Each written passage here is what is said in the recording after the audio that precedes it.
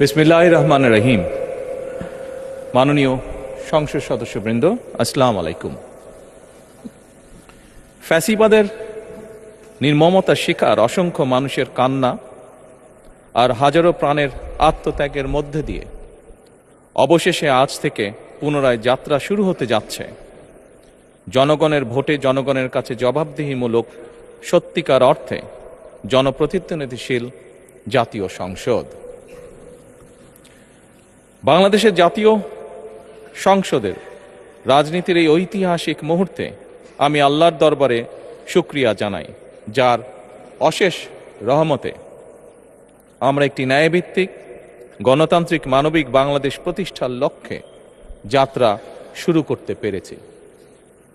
1971 সালের স্বাধীনতা যুদ্ধের থেকে শুরু করে 2024 সালের দেশ এবং জনগণের স্বাধীনতা রক্ষার যুদ্ধ সহ এই পর্যন্ত দেশে গণতন্ত্র এবং মানুষের অধিকার প্রতিষ্ঠার সংগ্রামে যারা শহীদ হয়েছেন, ত্রয়োদশ জাতীয় সংসদ শুরুর এই যাত্রা লগ্নে আমি তাদেরকে কৃতজ্ঞতার সঙ্গে স্মরণ করছি।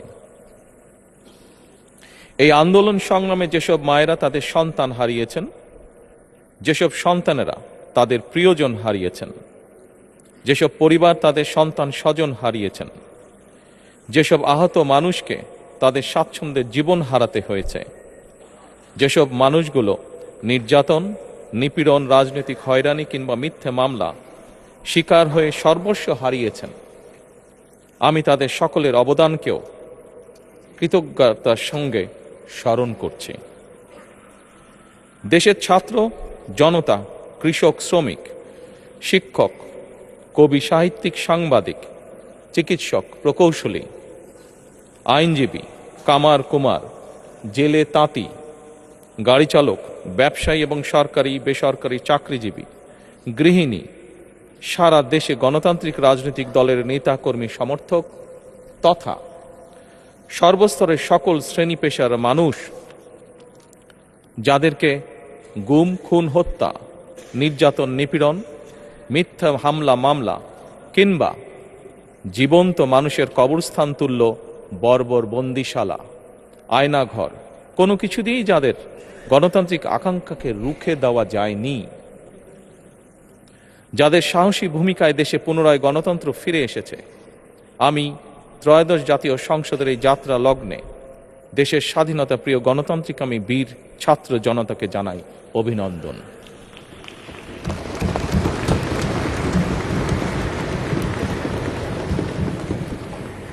সম্মানিত সংসদ সদস্যবৃন্দ,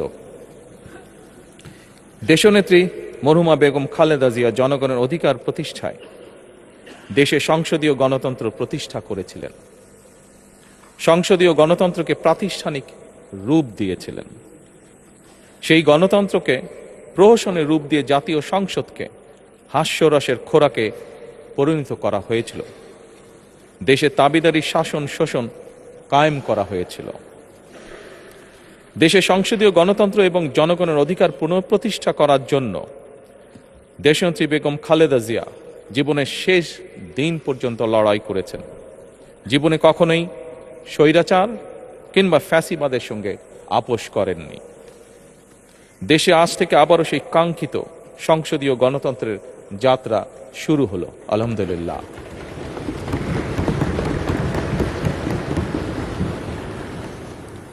সংসদীয় রাজনীতি প্রতিষ্ঠাতা খালেদা জিয়া দেশ এবং জনগণের সাফল্যে এই শুভ মুহূর্তটি দেখে যেতে পারেননি।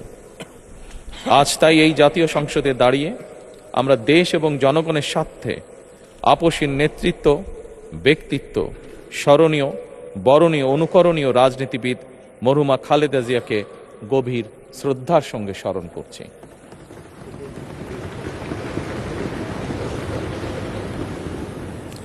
সম্মানিত সংসদ সদস্যবৃন্দ, দেশে বহুদলীয় গণতন্ত্রের প্রবক্তা এবং প্রবর্তক, স্বাধীনতার ঘোষক শহীদ প্রেসিডেন্ট জিয়াউর রহমানের একটি উক্তির কথা আপনাদের সামনে আমি স্মরণ করতে চাই। তিনি বলেছিলেন, জনগণই যদি রাজনৈতিক দল হয় তাহলে আমি সেই দলেরই আছি। অর্থাৎ ব্যক্তি কিংবা দলের স্বার্থ নয়, জনগণের স্বার্থই সবচাইতে বড়। এটাই বিএনপির রাজনীতি।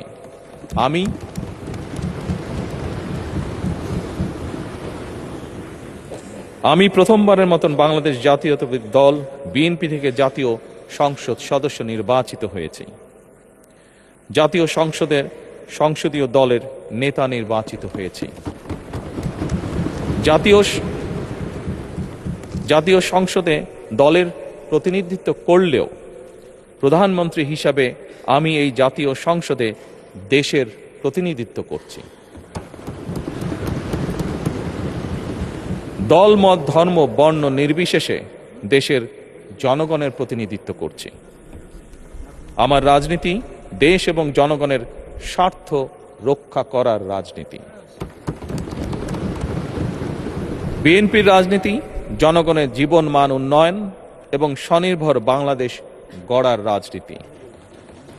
প্রতিটি পরিবারকে স্বনির্ভর করাই আমাদের রাজনীতির লক্ষ্য। প্রতিটি পরিবারকে স্বনির্ভর করার মাধ্যমেই বিএনপি একটি স্বনির্ভর, সমৃদ্ধ, নিরাপদ, গণতান্ত্রিক বাংলাদেশ প্রতিষ্ঠা করতে চায়। এই লক্ষ্য অর্জনে আমি জনগণের সমর্থন এবং সহযোগিতা চাইছি। এই মহান জাতীয় সংসদে সকল দলের নির্বাচিত প্রতিজন সংসদ সদস্যের সমর্থন এবং সহযোগিতা আশা করছি।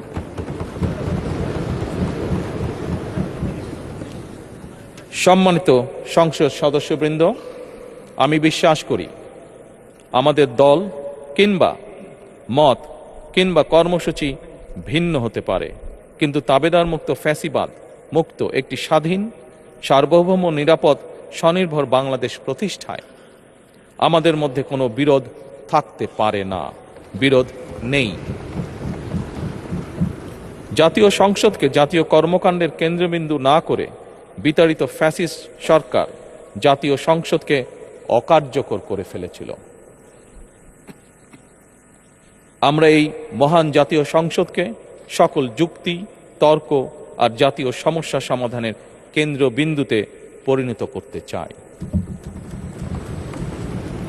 সম্মানিত সদস্যবৃন্দ, নতুন সংসদ যাত্রা শুরু করার সময় সংসদের সাবেক স্পিকার কিংবা ডেপুটি স্পিকার উপস্থিত থাকার কথা ছিল, কিন্তু পতিত, পরাজিত, বিতাড়িত ফ্যাসিস্ট সরকারের জনবিরোধী এবং গণবিরোধী কর্মকাণ্ডের ফলে যে জনরোষ তৈরি হয়েছিল তাতে এই মহান সংসদের সাবেক স্পিকার বা ডেপুটি স্পিকারকে খুঁজে পাওয়া যায়নি। তাদের কেউ কারাগারে, কেউ নিখোঁজ কিংবা কেউ পলাতক। দীর্ঘ ১.৫ দশকের ফ্যাসিবাদী এবং তাবেদারি শাসন শোষণের পর জনগণের ভোটে নির্বাচিত প্রতিনিধিদের নিয়ে আজ আমাদের এক বিশেষ পরিস্থিতিতে জাতীয় সংসদের কার্যক্রম শুরু হতে যাচ্ছে। এমন পরিস্থিতিতে আমরা সংবিধান এবং সংসদের কার্যপ্রণালী বিধির বিধান অনুসরণ পূর্বক ত্রয়োদশ জাতীয় সংসদে সভাপতিত্ব করার জন্য আজ আমি প্রবীণ রাজনীতিবিদ এবং 5 বারের মতন নির্বাচিত জাতীয় সংসদ সদস্য জনাব ডক্টর খন্দকার মোশাররফ হোসেনের নাম প্রস্তাব করছি।